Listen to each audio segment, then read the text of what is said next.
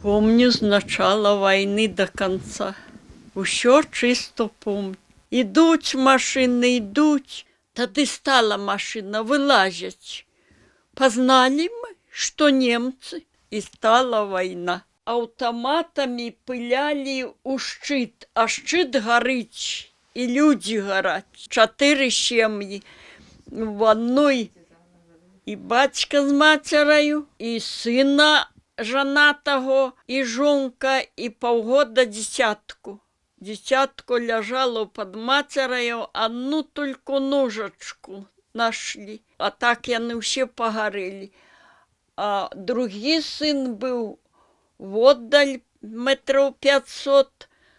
Тоже было невяліко, 3 гады девочка на материных грудях ляжала, а 2 большие, и батько з матери. А шкурат жонку и 2 дочки забили.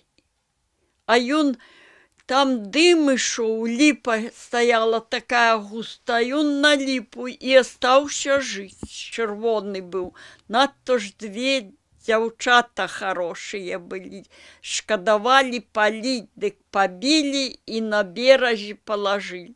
Я была очень высока, ну, худая надто. Не забрал, сказал детску. А моего мужика забрал. И 3 гады был в концлагере.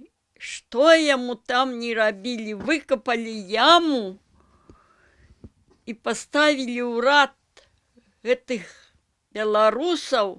Одного стреляли, а другого пропускали. И его пропустили. Казал, по 3 дні в роті нічого їсти не було. Голова водила, солі в рот возьме капельку, води нап'ється і гедак мучився.